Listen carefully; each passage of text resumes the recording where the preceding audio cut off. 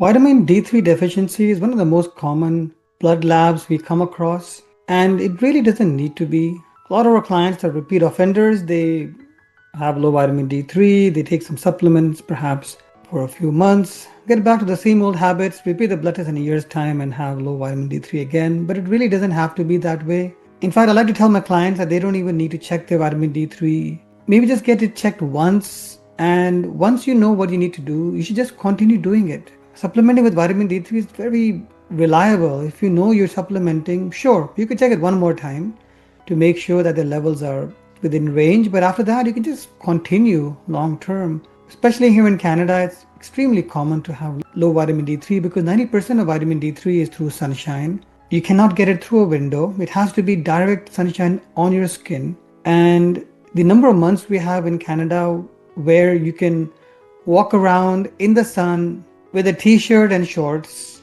is quite small, 3 or 4 months max. And vitamin D is a fat soluble vitamin, which means it is something we store, and we certainly don't get enough vitamin D in those 3 to 4 months to be able to store enough for the whole year.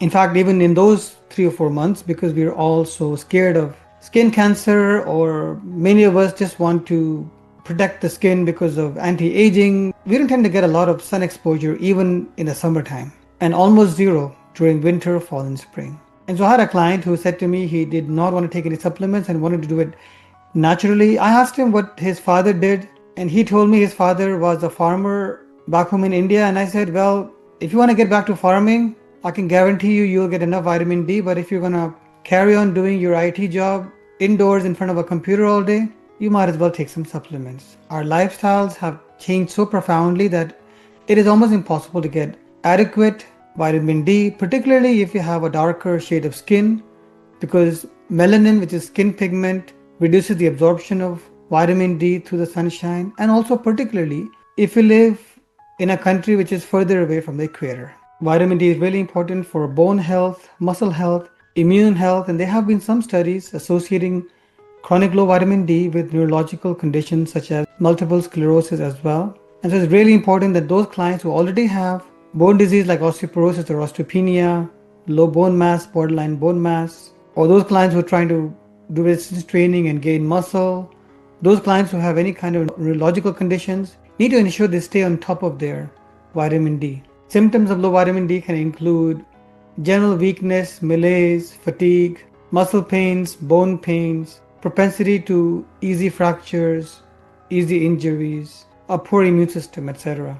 Because vitamin D is a fat-soluble vitamin, it is something which you can store, which means your body is able to take large stores of vitamin D and then store it for a long period of time. This also means that clients who have larger fat stores, so those clients with obesity, are also at risk of lower levels of circulating vitamin D because their vitamin D gets trapped in the fat cells. It also means that those clients who are supplementing can have larger boluses if they forget their doses. So for example, if you forget to take your vitamin D for 5 days, you could take 5 days worth of vitamin D together. But it's not recommended that you take boluses at intervals any longer than 1 week apart. There has been some evidence that taking vitamin D once a month or twice a month or in the form of an injection every 3 months or so doesn't appear to confer the same benefit that daily vitamin D or more regular vitamin D confers. And this could be because of physiological changes. Your body is designed to get a regular intake of vitamin D. Is not designed to get vitamin D once every 3 months. And it seems that giving vitamin D in those kinds of very spaced out boluses doesn't appear to resemble physiological intake of vitamin D close enough to give us those same benefits. There have also been a lot of negative studies about vitamin D, studies which did not show much benefit of vitamin D.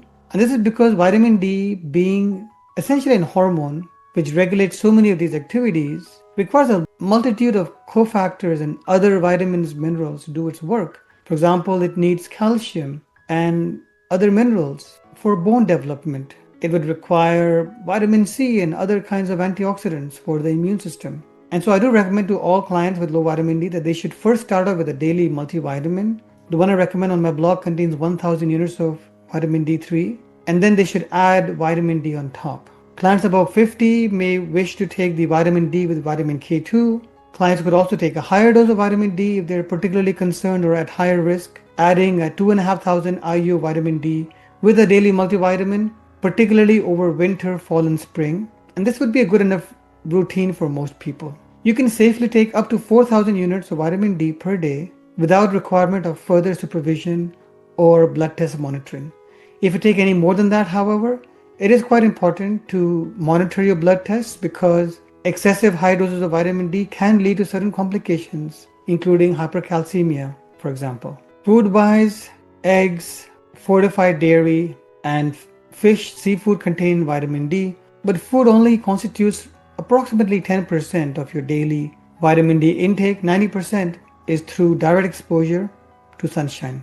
If you head to my website, scroll to the very bottom, click on supplements, you'll find my blogs for vitamin D supplements and multivitamins. So you'll find the multivitamin that I recommend to all clients. The Amazon links are on the blog.